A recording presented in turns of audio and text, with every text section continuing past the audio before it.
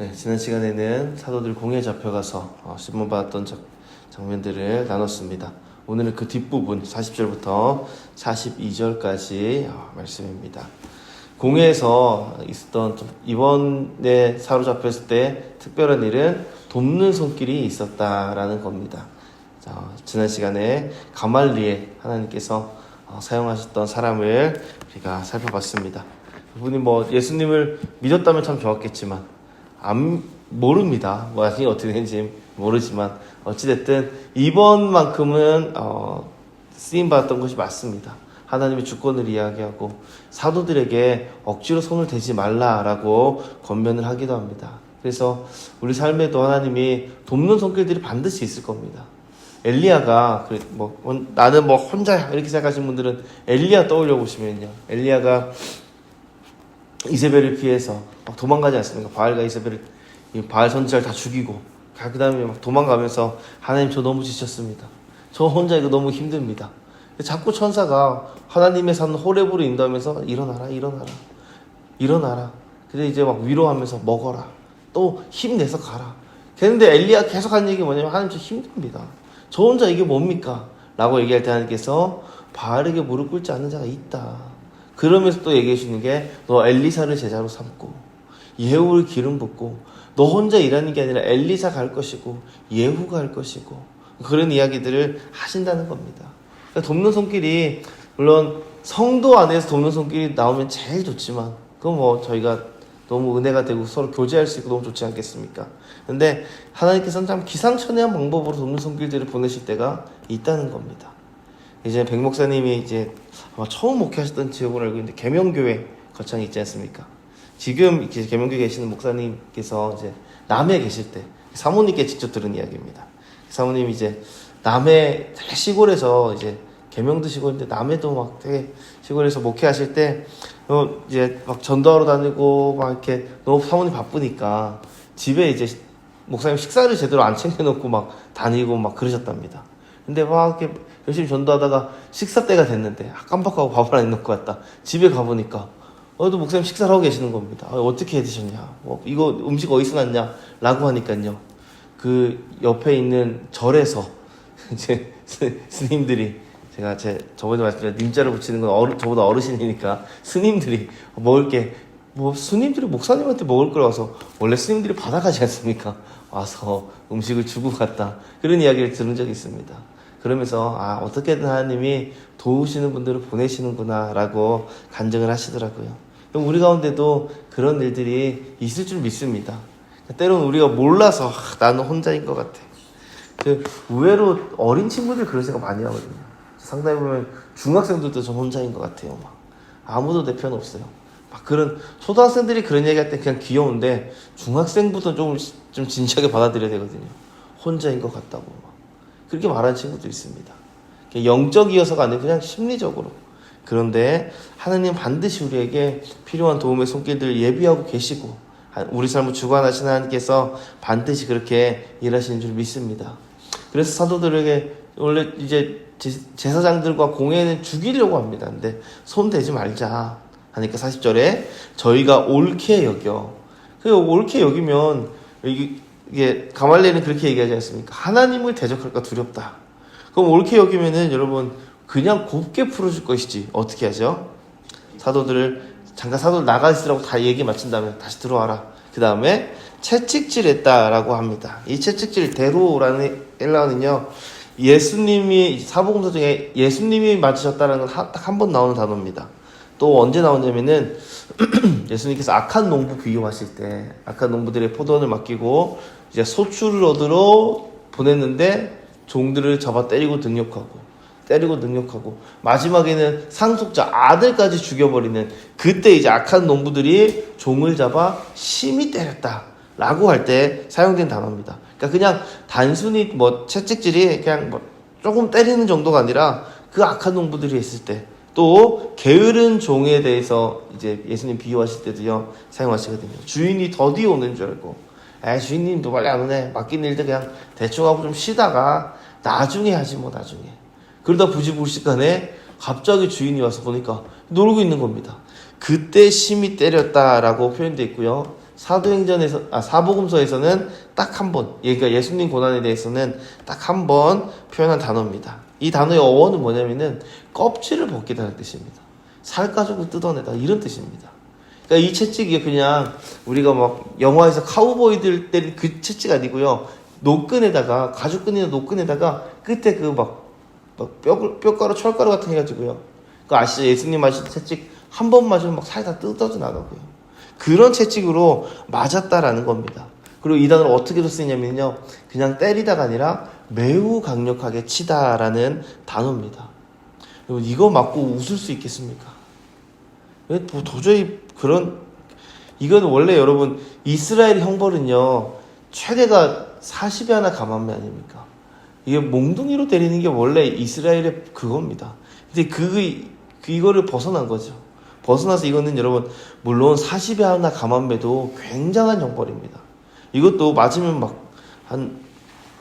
목숨이 왔다 갔다 할 정도거든요. 보통 한 20대 넘어가면 이제 그때부터 목숨이 왔다 갔다 할 정도의 매입니다. 근데 이 대로라는 거는요, 저희 천빛대로교의 대로랑 글자 다릅니다. 어입니다, 어이. 이 대로라는 이 말은 한 대만 맞아도 살이 뜯겨져 나가는 겁니다. 유대인들의 이 형벌에는 그래도 자비가 있습니다. 40에 하나 감한매, 39대 아닙니까? 굳이 이렇게 표현한 이유는 40대가 최고형인데 40대 맞으면 거의 다 죽기 때문에 자비로 한 대 빼준다라는 거거든요. 이게 사실 자비 같지도 않지만 자비라고 하는 겁니다. 그런데 이 대로는요, 처음 때리면서부터 그냥 죽어라라는 의미로 때리는 단어라는 겁니다. 한 대만 맞아도요, 이 지워지지 않을 상처가 몸에 새겨지는 겁니다. 너무 잔혹하죠. 이거를 지금 제자들에게 때린 겁니다. 그러니까 매를 맞고 제자들이 기뻐하며 나오니까, 야, 그래, 좀 위협 정도 하는 정도. 그냥, 그렇게 하고 그냥 끝났구나. 라고 생각하시면 안 되고요. 진짜 죽을 때는 죽어봐라. 라는 그런 의도로 때리는 겁니다. 애초에 이거는 불법 재판이고요. 그래서 형벌도 제대로 된 형벌을 내릴 수가 없고, 더 잔혹하고, 더 끔찍한 거를, 형벌을 내렸습니다. 그리고 나서 예수의 이름으로 말하는 것을 금하고 놓으니. 보통 사람 같으면 이거 한번 당하면은요, 하지 마. 라고 하면은, 둘 중에 하나 안 하거나 하더라도, 예루살렘을 좀 피해서 하거나, 그렇지 않겠습니까? 잠시 좀 쉬거나, 아니면 숨어서 이렇게 묵시처럼요, 은연중에 속여서 하거나, 이게 정상적인 반응 아닙니까? 근데 사도들을 보면은요, 그 이름을 위하여 능력받는 일에 합당한 자로서 여김을 기뻐하면서 공의와 벌떡나니라. 고난이 상처가 다 아물고요, 이제 살도 좀 붙었고, 그러고 나서, 묵상하는 가운데 생각해보니까, 야, 내가 그때 받은 고난, 그래, 내가 주님 위해서 당한 거지. 그 정도면 괜찮다. 라고 한 게 아니고요. 여전히 쓰라린 상처를 가지고 있으면서요. 아마 옷을 벗기고 때린 다음에 다시 옷을 입을 때 피를 닦고 했겠습니까? 입으면요. 옷이랑 살도 찢어진 살이랑 붙어서 그런, 있지 않습니까? 여전히 쓰라리고, 여전히 상처가 벌어져서 피가 흐르고 있고요. 옷에는 피가 덕지덕지 묻어 있는데, 살점이 같이 옷을 갈아입을 때마다 찢어져서 나올 텐데, 그런 고통 가운데서도 뭐라 그러냐면 기뻐했다라고 말하는 겁니다. 여기서 기뻐하다, 카이로라는 단어는요, 은은히 기뻐하다라는 뜻이 있는데, 최종적인 단계는 어떤 거냐면은 이 기쁨이 외부로 흘러나오는 겁니다.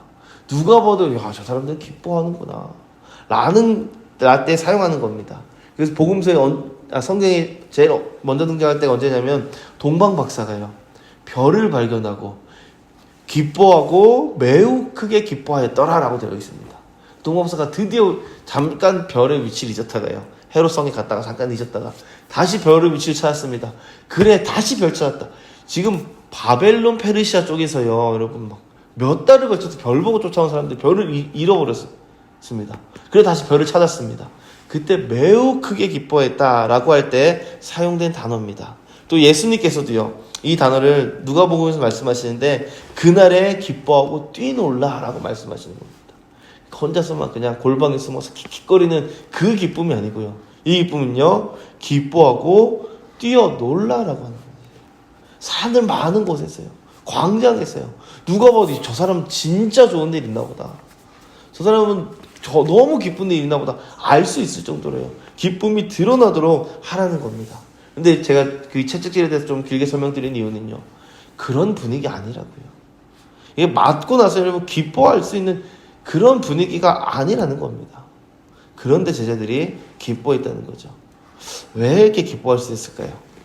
정신이 헷가닥 그러진 않겠죠. 미쳐서 기뻐하는 그건 아니지 않겠습니까? 어떻게 기뻐할 수 있을까요?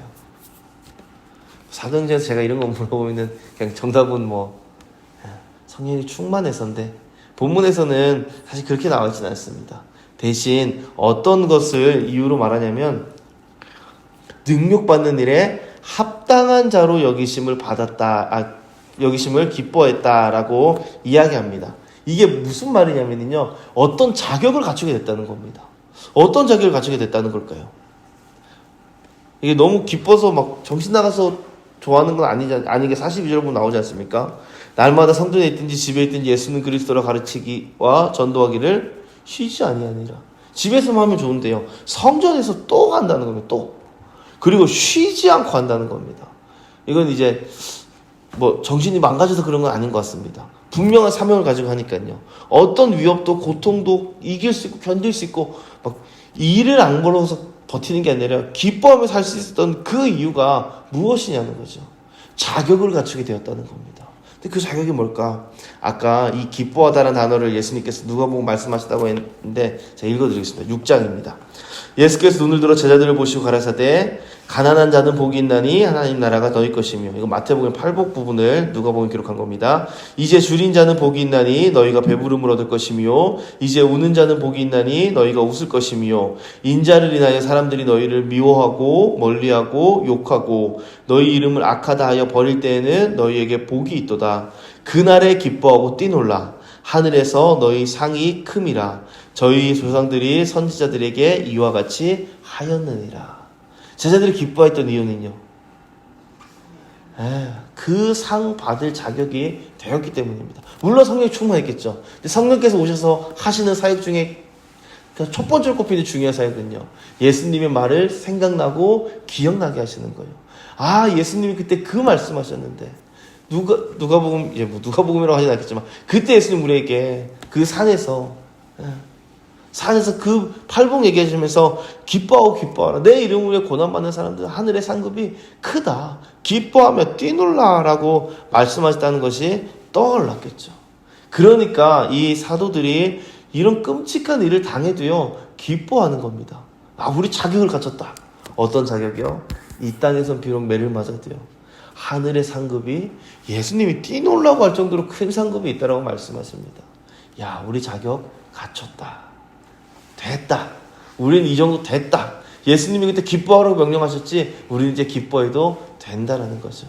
그리고 이게 그냥 막연하게 상급이 있나 보다가 아니고요. 뭔가 확신하게 된 것 같습니다. 그래서 이미 상 받을 자격을 갖췄지만 멈추나요? 안 멈추나요? 안 멈춥니다. 오히려 더 전합니다. 쉬지 않고 심지어는 성전 가서 전합니다. 그런데 그것도 괜찮다는 거죠. 아마 또 욕먹고 또 매맞고 이번에 죽을지도 모르는데요. 그래도 이 상급을 직접 받지 못했지만 이것을 확신하게 되니까요. 괜찮다는 겁니다. 이게 남는 장사인 겁니다. 내 주님을 위하여서 고난받는 이게 진짜 나에게 유익이구나. 이걸 성령께서 깨닫게 해주셨겠죠. 그래서 이 상급을 인하여서 그런 고난을 당해도 기뻐하는 겁니다. 그리스도를 위하여 고난받는데 합당한 자가 된 것을 너무너무 기뻐해서 합당한 자의 자격을 계속해서 하고 있는 것이 오늘 본문 마지막에 이 말씀입니다. 쉬지 않고 전하는. 우리도 고난이 오더라도 주를 위한 고난, 죄로 인한 고난은 말할 필요도 없지 않습니까? 그거는 두고 주의 말씀을 위해 주의 영광을 위해 고난 당할 때마다 이 기도하시면 좋겠습니다. 너무 이젠 견디기 힘듭니다. 이젠 버티기 힘듭니다. 하지만 주님 상급 알게 해주십시오. 그 상급 깨닫게 해주십시오. 그 상급 저도 좀 보여주십시오. 그리고 그로 인하여서 물론 상급 없어도 주님 한 분만은 기뻐합니다. 그건 여러분 성경적이지 않습니다. 왜죠? 예수님이 상급으로 내 기뻐하라고 하셨으니까요. 그건 있죠, 여러분. 이 땅에서 잘 되지 않아도 주님 한 분으로 우리가 기뻐합니다. 하지만 그 뒤에 깔려있는 거는요. 나중에 주님 계신 곳에 가면 당연히 상급이 있는 거 아니겠습니까?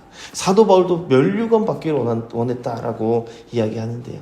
그러니 우리도 주님 앞에서 또 주님 주신 상급을 바라고 그 상급 바라보시면서 고난도 기쁘게 감당할 수 있는 그런 믿음의 삶을 살아갈 수 있기를 간절히 소원합니다. 기도드리겠습니다.